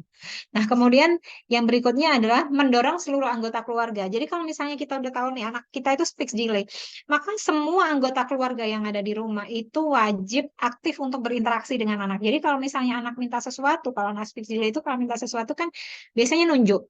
Jadi jangan mau kalau misalnya anak sekadar nunjuk, maka minta anak untuk Dek mau ngapain gitu kan, mau minta apa, mau minta mainan itu, mau minta mobil itu disampaikan, mau apa gitu ditanya, mau apa gitu, mau mobil, mau apa, mobil gitu. terus dorong mereka untuk menirukan. Dan kemudian yang berikutnya adalah question, question, and question gitu. Jadi tanya, tanya, tanya. Jadi kalau misalnya anak ini sudah mulai muncul nih kata-katanya, apa yang harus kita lakukan adalah banyak bertanya kepada anak. Apa saja boleh kita tanyakan. Adik hari ini ngapain gitu. Adik lagi apa? Adik main apa? Adik makan apa gitu. Adik minum apa gitu. Hati adik seneng gitu. Itu yang perlu ditanyakan. Dan 21.000 kata kita itu cukup, Bun, untuk bertanya seperti itu. Kalau misalnya ibu-ibu eh, kan misalnya saya tuh males ngomong Bu Ira, dulu saya tuh nggak suka ngomong, banyak ibu-ibu yang begitu ya, saya tuh nggak terlalu banyak ngomong, nggak terlalu banyak, ya udah kalau ibunya nggak suka ngomong ya udah berarti aja anak misal nih baca buku bareng, kemudian ibu bercerita, kemudian ditanyakan seperti itu. Kalau udah gitu ya ngajak lihat film atau kemudian ngajak anak untuk menggambar, kemudian ibu bercerita di situ. Jadi seperti itu. Jadi memang kita ya nggak boleh malas, kita sudah dikasih 21.000 kata kok gitu ya, itu pergunakan gitu untuk apa, untuk dapat pahalanya Allah gitu. Nah itu yang memang harus kita pahami. Kemudian setiap kali bertanya sesuatu anak-anak itu, kalau misalnya Mama minum susu gitu ya, Mama minum susu. Kita boleh kemudian ngasih pilihan gitu. Adek mau minum susu, atau adek mau minum air, atau adek mau minum jus buah gitu. Jadi dua ya ibu sebenarnya. Adek mau minum susu atau jus buah gitu kan. Kalau misalnya dia minum susu gitu, oh ya minum susu gitu. Nah nanti kita ajak ngomong, minum susunya anget atau dingin nih airnya gitu. Itu ditanyain, Bun. Nah, hal-hal ini sebenarnya sangat membantu anak kemudian dia untuk melatih rasanya juga. Karena kalau misalnya anak, oh dingin tuh seperti ini ya, hangat tuh seperti ini, berarti kita sedang mengasah sensoriknya juga. Nah, jadi pada waktu kita berinteraksi sama anak itu kita tidak hanya menstimulasi bahasanya, tapi juga kita menstimulasi kognitifnya iya, kita juga menstimulasi sensorinya iya. Kemudian bernyanyi bersama anak. Nah, ini saya lihat jarang ya ibu-ibu itu bernyanyi bersama anak. Saya itu punya keponakan itu nggak bisa nyanyi, perempuan. Dua keponakan saya itu perempuan nggak bisa nyanyi. Terus saya tanya, emangnya kamu jarang nyanyi ya sama adik saya ya? Yang adik saya kan perempuan. Kok anak-anakmu nggak bisa nyanyi sih? Aneh, anak perempuan nggak suka nyanyi nggak? Terus dia bilang, ya aku males sih nyanyi. Ya itu masalahnya gitu. Kalau saya itu adalah ibu yang benar-benar main sama anak itu, kalau nyanyi ya nyanyi aja, nari ya nari aja gitu kan. Dan di setiap saat gitu bisa terjadi seperti itu. Dan ini sangat membantu memang keterampilan bahasa anak-anak. Jadi pada waktu itu ada cerita dari Ustadzah Khoir, guru anak-anak saya. Anak saya kebetulan juga sekolah di Atakwa. Ustadzah Khoir itu pegang anak saya nomor satu, nomor dua. Itu Ustadzah Khoir pernah menyatakan begini, Mbak Ira, gitu kan. eh, Anak-anaknya Mbak Ira itu kalau ngomong gitu kan, kalau ngomong itu mereka selalu pakai bahasa baku dan teratur dan tenang gitu. Kenapa bisa begitu gitu? Jadi Dinda sama si Irham itu kalau bicara itu dengan teman-temannya juga begitu, tidak pakai bahasa anak-anak. Kemudian mereka itu sudah tahu bagaimana harus permisi, bagaimana harus minta tolong. Di awal-awal mereka baru masuk sekolah, terus saya bilang, ya karena di rumah bicaranya memang begitu gitu. Kita tidak bicara seperti bahasa gaul yang seperti biasanya. Enggak, kita bicaranya memang formal seperti itu. Ada waktu-waktu kita guyon, tapi tetap bahasa yang dipakai itu tetap bahasa yang benar, bahasa yang sopan. Jadi saya itu benar-benar sama anak-anak saya itu menekankan, Bun, bahkan untuk mereka ber-WA saja dengan saya, itu bahasanya harus benar. Kalau misalnya mereka, ini kejadian kemarin, kejadian kakaknya pertama si Dinda, saya menyapa Dinda melalui WA. Terus kemudian dia menyapa itu setelah menanggapi WA saya, terus saya tanya, kenapa Bunda salam, tapi kenapa nggak disapa, nggak dijawab salam Bunda? Ternyata dia itu jawabnya gini, sudah Bunda dalam hati gitu kan. Terus saya nggak mau, Bunda nggak mau terima salam dalam hati gitu, karena Bunda nggak dengar. Jadi kamu harus menjawab salam Bunda. Itu yang nomor satu. Ternyata kemarin, kemarin baru semalam, anak saya nomor dua juga begitu. Terus saya bilang, kenapa nggak dijawab salam Bunda? Sudah Bunda dalam hati. Kok jawabannya sama Mbak? Emang emang tahu ya dari Mbak kayak gini. Terus dia ketawa, iya Bunda maaf, Waalaikumsalam. Jadi seperti itu. Nah, di WA saja saya itu ngomong sama anak-anak harus sesuai dengan sopan santunnya seperti apa. Kenapa? Karena hari ini dosen saya, salah satu dosen psikologi Universitas Brawijaya Malang mengatakan, anak-anak mahasiswa sekarang kalau WA sama dosennya itu nggak punya adab.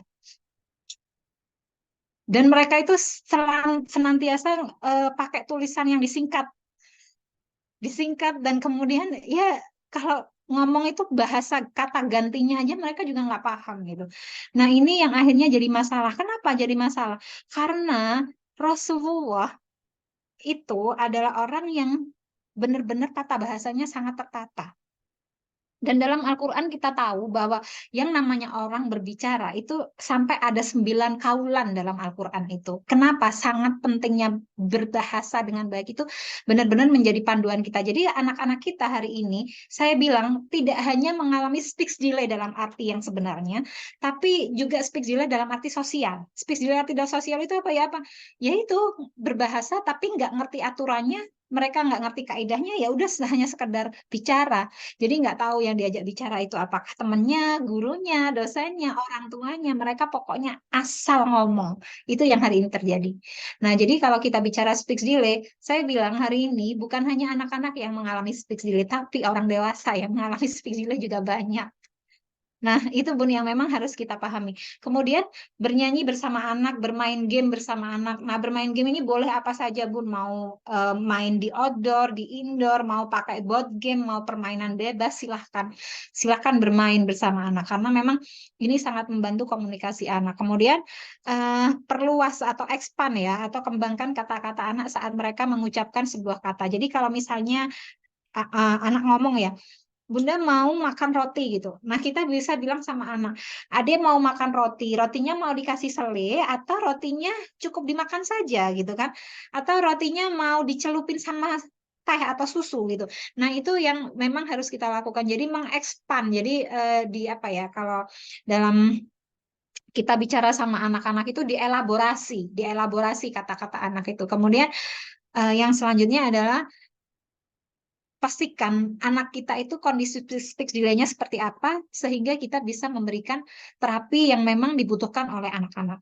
Sedangkan kalau untuk kegiatan aktivitas-aktivitas apa yang harus dilakukan di rumah bersama anak itu sebenarnya Bun, aktivitas apa saja, asalkan itu aktivitasnya bermain. Dan yang namanya bermain itu bebas kok, mau bermain outdoor, mau bermain indoor, silahkan. Karena kalau misalnya anak-anak speech delay, kalau misalnya dia tidak mengalami masalah di sensori motornya, maka otomatis dia bisa bermain dengan seperti dengan apa ya, dengan mainan yang ada di sekitarnya seperti anak-anak normal yang lainnya.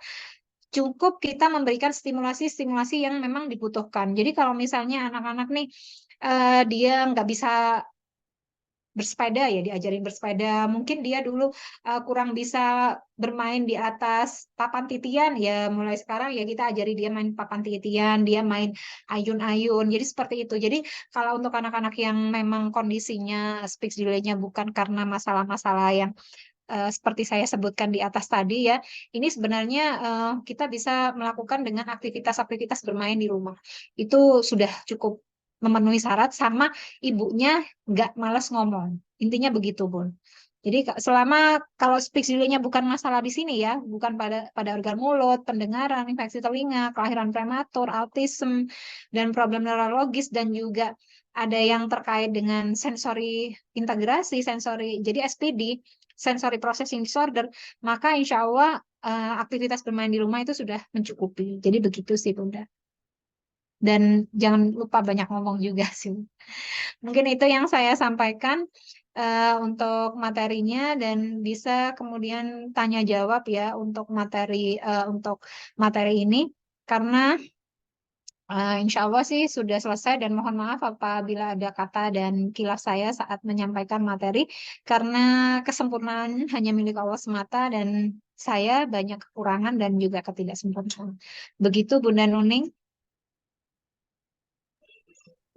Masya Allah, tabarakallah.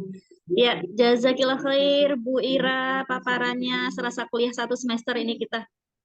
Alhamdulillah.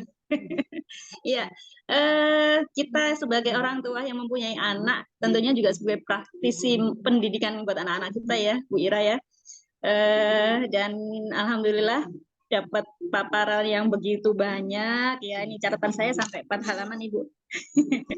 Alhamdulillah. Ya, di sini sudah ada teman-teman yang alhamdulillah ada 8 orang nih kita. Ada Ibu Sari, ada Bu Indah, ada eh, Mbak apa Bu ini ya, Mbak Sofi, Mbak Aisyah, Miss Ruri, eh, Mbak Mbak Firna ya, dan Bu Vivi. Bu Vivi lagi dalam perjalanan nih mungkin ya.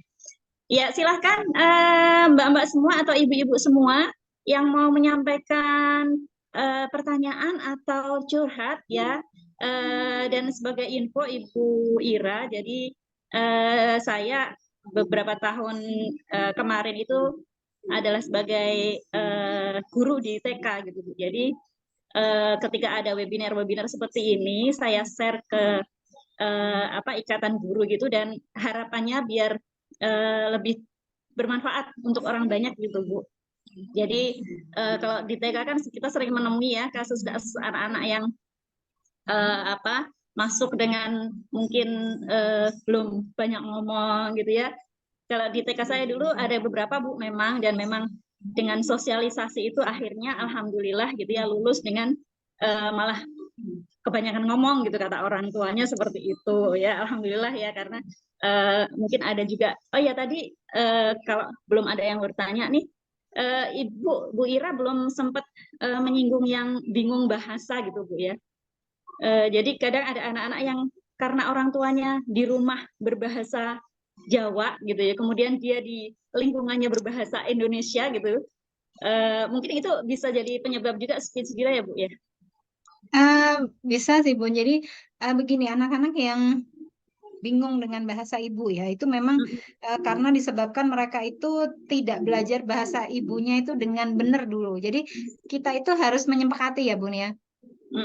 Bahasa ibu yang kita pakai itu apa gitu. Kalau memang bahasa Indonesia yang kita pakai ya berarti eh, anak itu dilatih dulu keterampilan berbahasa Indonesianya. Jadi kalau misalnya ada ibunya mau ngomong bahasa Jawa, bahasa Sunda, atau bahasa mana ya, atau misalnya bahasa daerah-daerah yang lain itu boleh gitu. Asalkan pada waktu berkomunikasi dengan anak, anak ini pastikan dulu dia paham dengan bahasa ibunya.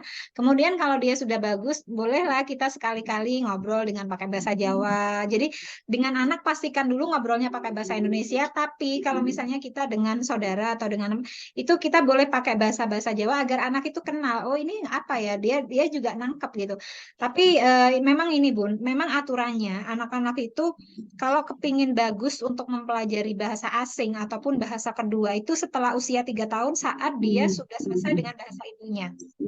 Jadi begitu. Jadi kalau misalnya malah ada dalam satu rumah tangga itu ibunya itu keburu-buru nih ngenalin anaknya itu biar bisa bahasa Inggris nih ya, akhirnya bahasa Indonesianya belum bagus, anak belum paham bahasa dengan baik, tapi udah dikenalin nih misalnya kuning, yellow gitu kan, merah, red gitu, mobil kayak car gitu ya, kemudian kucing cat gitu.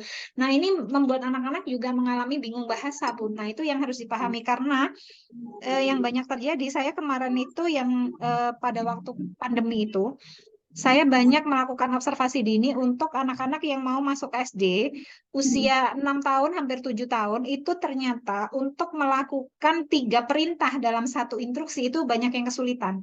Dan pada waktu mereka harus menyelesaikan persoalan yang sifatnya sequencing atau berurutan, gambar ya, gambar berurutan, itu juga kesulitan. Ternyata kenapa? Karena anak-anak ini ternyata di rumahnya rata-rata ibunya itu sudah keburu-buru nih ngenalin anak-anak itu untuk bisa bahasa Inggris, padahal bahasa Indonesianya masih belepotan. Jadi begitu.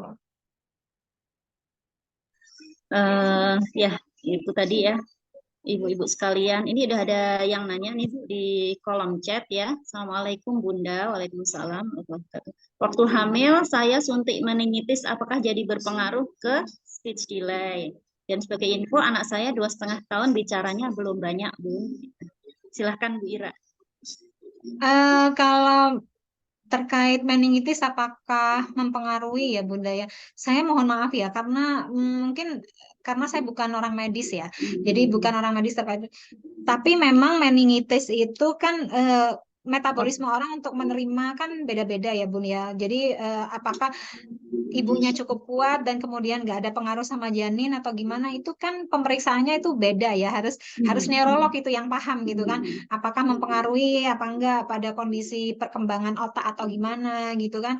Nah itu memang harus kita harus ke medis gitu. Kalau misalnya saya meraba-raba, saya kurang begitu paham ya Bun, tapi memang ada beberapa kasus anak ini mengalami kondisi, misalnya kondisi-kondisi tertentu karena mungkin dulu pada waktu hamil ibu begini, ibu begitu, seperti itu memang ada. Ya, sebaiknya lebih bijaksana diperiksakan ke medis ya Bu ya, ke dokter. Iya, kan kalau misalnya meningitis itu kan ini ya Bun ya, apa ya, lebih kepada itu biar nggak kena flu yang ada di apa ya, lebih pada flu yang panas ya kan, untuk biar nggak panas gitu ya. Ya mungkin kalau misalnya anaknya kuat janinnya ya nggak ada masalah gitu, tapi kalau misalnya mungkin janinnya ini ya mungkin ada masalah ya kan, kita nggak paham juga gitu. Seperti itu ya, Bunda Sofi. Apakah masih mau bertanya lagi? Yang lain silahkan yuk. Ini saya lihat nih, Miss Ruri ini adalah Kepala Sekolah RA Mumtaza, kemudian ada Bu Indah ini Kepala Sekolah RA Mentari, Bu. Jadi Alhamdulillah nih, semoga saya share juga nih, berharap wali-wali murid itu pada ikut gitu, Bu. Jadi silahkan yuk memanfaatkan waktu kita sedang ketemu nih sama Bu Ira, jauh-jauh dari Bondowoso. Ini Bu Sofi, saya ini belum banyak bicaranya ya. Ya. Iya, 2,5 tahun. Bun, saya tadi kan kasih catatan ya, kalau misalnya sudah di 18 bulan, tapi ternyata dia belum terlalu banyak bicara, itu sudah red flag, Bun. Jadi, saran saya memang Ibu bertemu spesialis tumbuh kembang atau psikolog tumbuh kembang untuk melakukan observasi. Biar apa ya, dikasih treatment yang memang dibutuhkan. Jangan-jangan memang karena ada masalah ya di oral mulutnya. Kan itu biasanya Bu, nanti kalau sama psikolog juga ditanya proses empasinya bagaimana, apakah sesuai atau enggak, seperti seperti itu. Jika itu.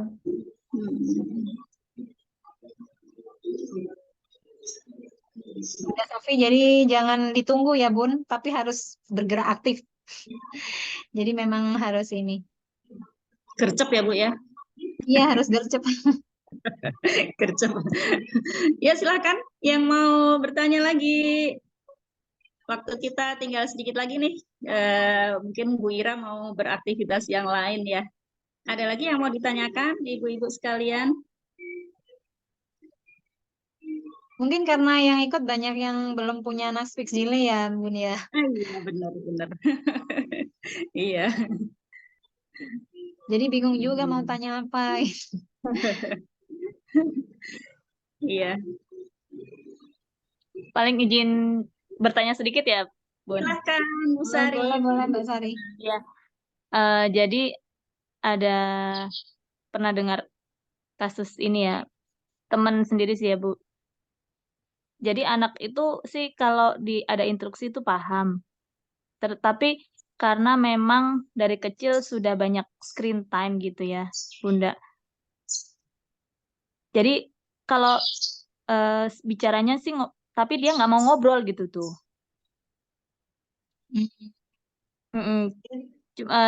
Jadi mungkin karena memang jarang diajak bicara, terus terlalu banyak screen time gitu. Itu tahapan-tahapannya gimana itu, Bunda? Kalau untuk ininya.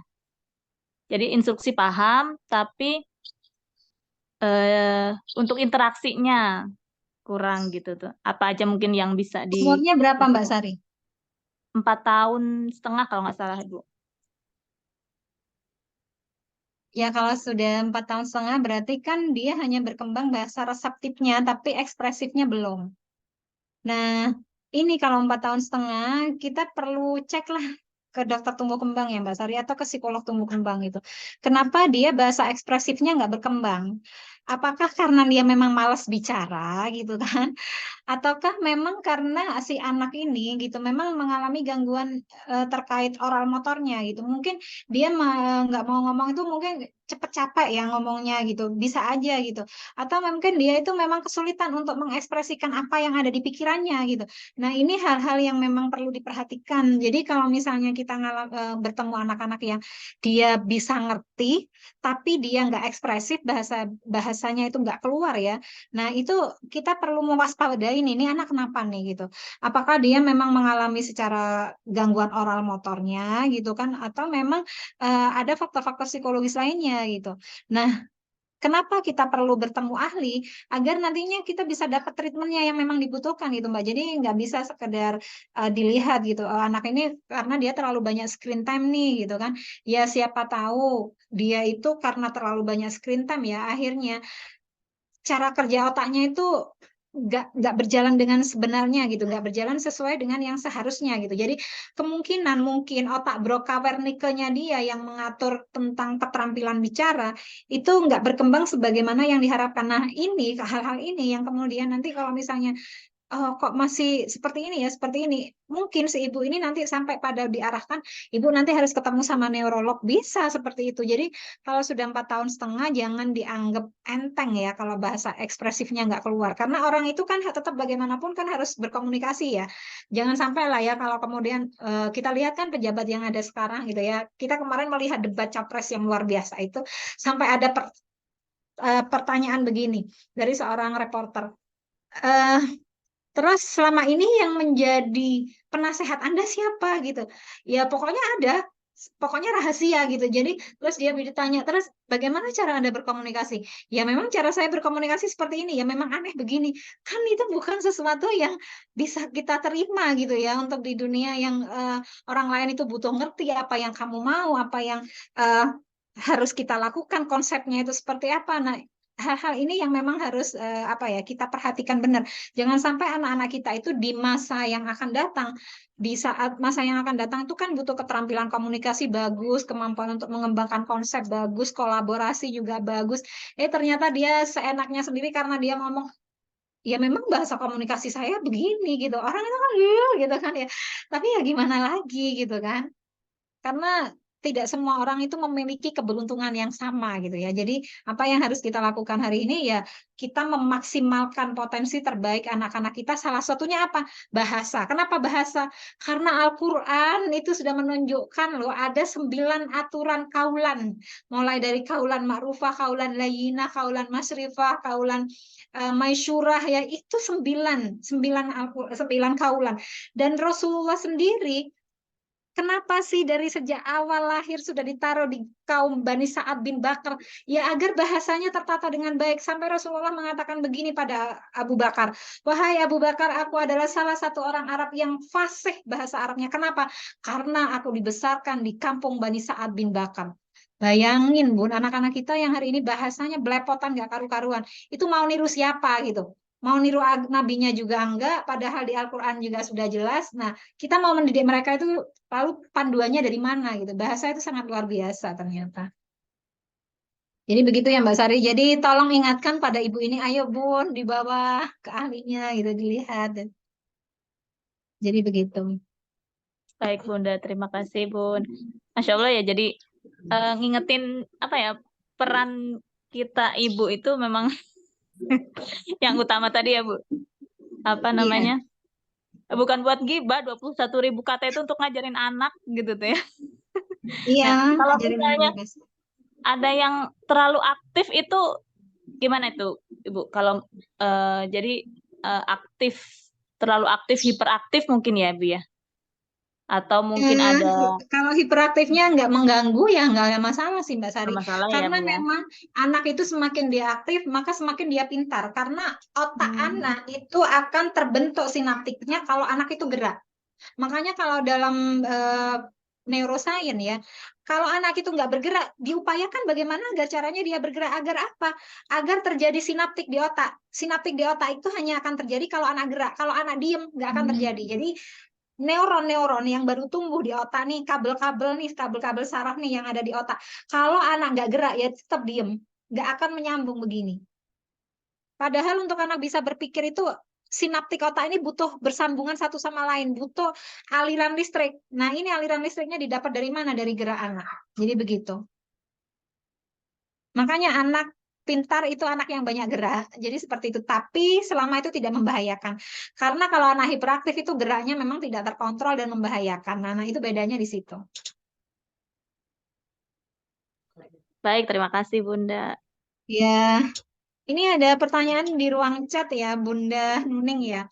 Apakah tekstur makanan juga mempengaruhi anak menjadi speech delay? Bun, tadi saya bilang ya, kita itu kalau melihat anak speech delay itu juga dimulai dari sejak empasinya. Empasinya benar apa enggak gitu kan. Karena memang untuk beberapa anak-anak tertentu yang nggak bisa ngunyah, kemudian dia kalau makannya itu lama, diemut ya, dikulum aja terus lama nelen, itu memang kadang-kadang bisa membuat anak itu juga mengalami speech delay. Nah, ini yang memang harus dipahami. Jadi, Bunda, untuk beberapa anak yang memang empasinya itu tidak sesuai dengan seperti yang seharusnya ya, dan kemudian anak mungkin juga memilah-milah tekstur. Kalau kemudian ternyata itu berpengaruh pada oral motornya, bisa juga terjadi seperti itu. Karena kenapa? Oral motor itu mempengaruhi pembentukan huruf. Jadi anak-anak untuk mengucap huruf M, huruf N itu kan harus lidahnya itu juga harus fleksibel gitu ya. Dan langit-langit lidahnya itu juga harus mampu gitu. Kalau lidahnya terlalu pendek, dia juga akan kesulitan. Sama kayak anak-anak. Kalau misalnya teksturnya itu maunya yang lembek-lembek aja. Jadi saat dia itu harus makan makanan keras dia nggak mau, maka saat dia belajar ngomong, ternyata oral motornya nggak kuat, itu juga pengaruh karena makanannya, teksturnya. Jadi seperti itu. Jadi pengaruh, memang pengaruh Bunda. Makanya saya kalau meriksa anak-anak itu saya tanya juga mulai dari proses empasinya seperti apa. Dia bisa ngulum, dia bisa nelen, dia bisa ngunyah makanan-makanan kasar, ngunyah keju, ngunyah apel, itu saya tanyakan. Gitu ya Bunda Ruri ya. Kemudian untuk anak kembar prematur ya, sudah mau setahun, baru kata-kata mama, mama. Bunda Firna ya, untuk prematur ya, saya itu juga prematur Bun. Jadi saya itu adalah prematur yang kurang 1 minggu kata ibu saya ya. Jadi saya itu juga prematur. Selama anak prematur itu stimulasinya baik gitu ya dan sesuai ya, jadi insya Allah milestone-nya itu sesuai, maka perkembangannya juga cukup baik. Dan seperti yang saya sampaikan tadi, milestone-nya untuk anak umur 1 tahun ya 12 bulan ya, dia sudah keluar kata mama, kemudian dia sudah noleh papa, itu masih aman gitu. Jadi kemudian dia mama, titi, papa gitu kan, mau gitu, itu masih aman Bun. Jadi nanti kan saya kasih ini ya, kan ada rekamannya ini, nanti dilihat aja di situ. Oh ternyata kalau masih 1 tahun itu babblingnya itu masih ada iya, tapi dia sudah mulai mengucapkan satu suku kata itu. Jadi kayak mama itu kan satu suku kata ma, mu, mi, mimi gitu kan, cucu gitu kan, susu gitu kan, dudu gitu kan, itu masih aman. Dan dia sudah ngerti perintah intinya Bun. Kalau untuk meskipun bahasa ekspresifnya belum keluar, tapi reseptifnya dia sudah paham ya. Nah itu untuk umur 1 tahun masih aman. Kemudian untuk Bunda Aisyah ya, anak saya usianya 5 tahun. Kalau bertanya harus jelas dan anaknya aktif serta suka bicara sendiri. Bagaimana? Ya nggak apa-apa sih Bun, kalau anak itu memang dia bertanyanya itu minta sampai detail gitu ya, dan kemudian anaknya juga aktif, ya nggak apa-apa. Kalau kita yang bingung malah ya, padahal orang tua itu bingung kalau misalnya anak saya kok nggak bisa ngapa-ngapain gitu. Nah kalau anaknya ini sudah bagus secara komunikasinya dan dia juga sudah aktif bicaranya, ya kita sebagai orang tua yang tadi saya bilang 21.000 kata, jangan dipakai yang lain lah, dipakai untuk ngadepin anak ini aja gitu. Jadi kalau misalnya dia bertanya, aktif, ya sudah kita sebagai orang tua jadi fasilitator. Jadi ibu itu bukan hanya sebagai pendamping dan supervisor, tapi sebagai observer dan fasilitator anak. Karena mom as a coach itu adalah bagian dari tugas kita sebagai ibu, Bun. Makanya saya bilang, profesional aja pun jadi ibu. Jadi kalau misalnya anak kita seperti ya anggap aja itu klien kita gitu, klien kita. Jadi kita sebagai customer service ya layani saja dia sampai puas gitu, Bun. Jadi begitu ya, Bunda. Nah, ini Bu Ruri ya, kalau anak umur 3 tahunan tapi pronunciation-nya masih belum jelas. Bagaimana cara mengatasinya, Bu Ira? Maaf banyak bertanya, nggak apa-apa Bu Ruri, memang harus bertanya ya. Jadi kalau pronunciation cadel ya, cadel itu kan karena lidah ya Bun ya, frenulum tadi saya bilang frenulum ya. Jadi Ibu sih sekali-kali boleh lah ya Bun ya datang ke dokter gitu ya, tanya, Dok, apakah anak saya ini cadel ini karena dia memang lidahnya pendek gitu sehingga dia susah ngomong, misalnya kayak ngomong R gitu kan, terus ngomong yang akhirannya L. Anak saya dulu yang kecil itu, anak saya nomor 1 2 itu nggak pernah cadel, tapi yang kecil itu agak menghilangkan, jadi mobil itu jadi obing obing obing gitu kan, kapal kapang gitu, jadi kayak gitu-gitu. Memang untuk beberapa anak umur 3 tahun itu masih tahap dia menyelesaikan ya kematangan dari sel-sel oral, sel-sel oral atau mulut. Tapi untuk beberapa anak tertentu memang ada yang lidahnya pendek. Kalau sudah memang lidahnya pendek, Bun, kita nggak usah naruh yang banyak macam-macam ya. Memang dia sudah kondisinya begitu. Tapi kalau misalnya ternyata dia nggak ada masalah, ya mungkin karena dia hanya belum matang oralnya, ya kita tunggu saja. Anak saya yang paling kecil itu dia itu baru hilang cadelnya itu umur 4 tahun udah hilang, dia masuk sekolah TK dia ternyata udah bagus gitu, nggak cadel lagi. Jadi ditunggu aja sih Bu Ruri. Karena 3 tahun ya kan tidak semua kata kan, hanya beberapa kata kan. Mungkin mobil jadi obing, kapal, kapang gitu kan, mau pergi gitu kan. Untuk 3 tahun sih masih masih wajar lah. Jadi begitu Bu Ruri. Ya, Masya Allah ya. Terima kasih banyak Bu Ira. Ada lagi kah yang mau bertanya? Bunda Aisyah tadi kayaknya open video atau mau bertanya atau hanya mau menampakkan diri aja. Kalau Bunda Kita Aisyah sudah- sih tadi ngadepin anak yang aktif itu enak sebenarnya. Cuman kita itu ya memang harus apa ya istilahnya, jangan banyak mengeluh gitu kan istilahnya. Jangan merasa kita itu capek ngadepin anak seperti ini, tapi bahagia gitu aja. Mungkin begitu. Iya. Gimana Bunda Aisyah? Baik Ibu, terima kasih atas masukannya. Memang anak saya ini juga anaknya kinestetik juga. Nah, apalagi Terus, kinestetik. iya, terus kalau bertanya itu harus jelas, lugas gitu. Kenapa ini harus minum di ale-ale itu kenapa sih ada gulanya? Nanti bisa gendut, bisa berbahaya dan seterusnya. Terus kalau apa tuh namanya gerak cepet, misalkan lihat di YouTube atau di HP gerakan-gerakan yang misalkan kayak K-pop atau joget-joget itu cepet banget gitu. Iya, nari gitu, terus kayak silat gitu. Unik lah anaknya. Itu Ya, Bunda. kalau anak kinestetik memang begitu sih, Bun. Dia itu cukup cepat untuk menerapkan aktivitas-aktivitas yang memang membutuhkan keterampilan gerak ya. Tapi ya nggak apa-apa sih, Bun. Anak-anak kinestetik itu kasih aja ruang ya. Anak saya nomor 3 itu kinestetik, Bun. Bahkan kalau dia belajar itu sampai SMP kelas 3 itu kalau belajar itu di atas bola gym. Jadi bola untuk senam itu dia sampai duduk di situ dan dia bisa duduk dengan tenang loh Bun di situ, dia bisa berdiri di atas gym itu. Jadi saya kadang-kadang anak ini nggak apa-apa ya nggak jatuh gitu ya. Tapi kayaknya memang dia kinestetik gitu. Jadi anak-anak kinestetik kalau kinestetiknya sudah bagus sekali itu luar biasa nanti Bun. Keterampilan dia untuk fokus pada sesuatu itu bagus banget. Jadi si Zaki ini anak saya nomor 3 itu Bun kalau dia naik pohon gitu ya. Dia naik pohon terus kemudian ada ranting atau cabang itu yang orang lain mungkin takut untuk berdiri atau susah berdiri, dia itu bisa berdiri enak gitu. Wong dia di jimbol aja itu, jimbol yang bulat gitu aja dia bisa berdiri, kok apalagi cuma di ranting.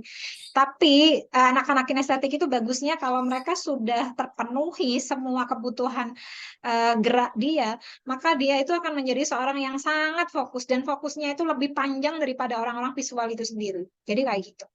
Jadi nggak apa-apa sih Bun, kalau anaknya aktif ya kasih fasilitas aja. Ya memang kita agak capek. Saya dulu sama anak nomor 3 saya, aduh gitu kan lihat geraknya itu saya cuma capek sendiri gitu. Tapi ya udah nggak apa-apa gitu. Iya Bun, tapi Seneng aja. iya, tapi kadang-kala juga main HP gitu, nonton di YouTube itu gimana Gak Bun? apa-apa, yang penting ada screen time-nya, Bun. Jadi anak, ya kan saya bilang ya, anak zaman sekarang itu nggak bisa kalau nggak dikasih HP gitu kan. Iya, Kita tetap bisa ngasih HP, tapi ada aturannya. Kan sudah jelas ya, kalau dari Asosiasi Psikologi Amerika itu ya, asosiasi itu anak umur 2 sampai 7 tahun itu dalam waktu 2 jam, tapi jangan terus-terusan. 2 jam itu dibagi, Bun. Di 2 jam itu dibagi, atau kita mulai dari, kalau misalnya dia sekarang masih umur 3 tahun atau 4 tahun, ini umurnya berapa ini? 5 tahun. Nah, 5 tahun. 5 tahun misalnya kita kasih waktu 1,5 jam atau 2 jam. Itu kita bagi 1 jam pertama atau 30 menit pertama. Kalau saya sih lebih suka 30 menit. Jadi saya dulu itu membaginya 30 menit.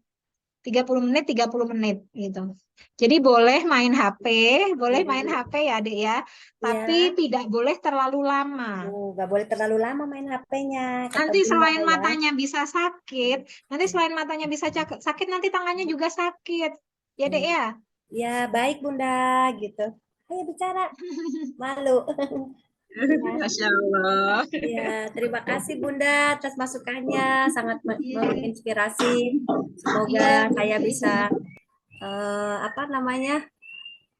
bisa maksimal ya, Ya, optimal ya. bisa maksimal mendidik Masih 5 tahun, Bu, ini banyak, masih butuh waktu panjang. Amin amin ya. Ya, terima kasih banyak Bunda. Ya, sama-sama.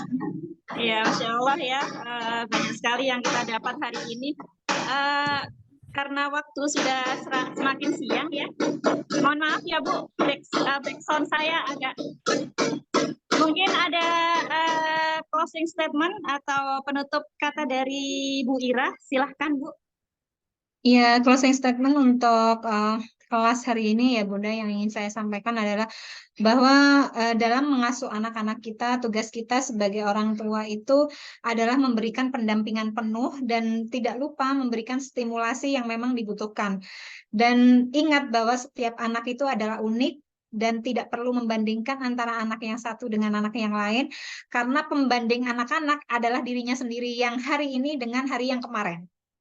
Jadi jangan pernah kita membandingkan anak-anak, karena memang setiap kondisi anak itu berbeda dan pengasuhan kita juga berbeda. Jadi di sini yang ingin saya tekankan juga, pahami keunikan anak dan pahami kondisi yang dimiliki oleh anak, agar apa? Agar kita bisa memberikan pendampingan terbaik melalui apa? Melalui stimulasi-stimulasi yang memang harus terus-menerus kita berikan. Karena yang namanya stimulasi, Bunda, itu tidak boleh terhenti hanya pada satu aspek tertentu.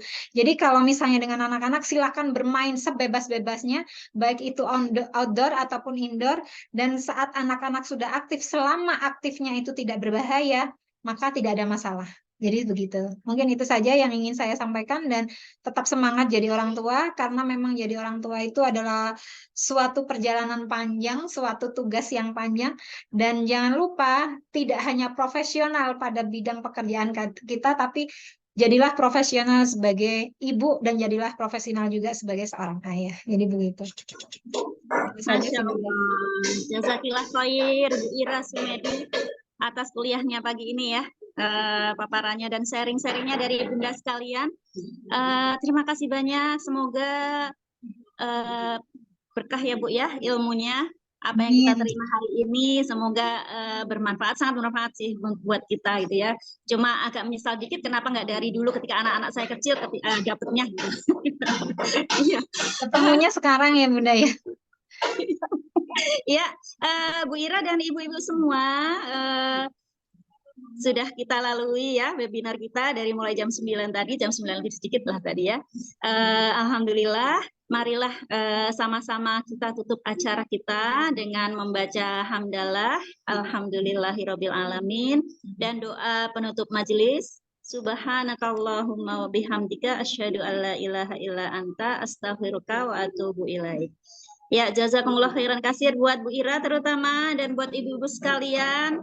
Semoga kita bisa bertemu kembali di lain waktu ya. Izin saya sebagai pembawa acara, mohon maaf lahir batin atas semua kesalahan ya. Saya sengaja maupun tidak. Dan mohon izin saya tutup. Assalamualaikum warahmatullahi wabarakatuh. Waalaikumsalam warahmatullahi wabarakatuh. Mohon Terima maaf kasih semuanya. ya Bunda. Barakallah semuanya ya, izin. Assalamualaikum. Waalaikumsalam warahmatullahi wabarakatuh.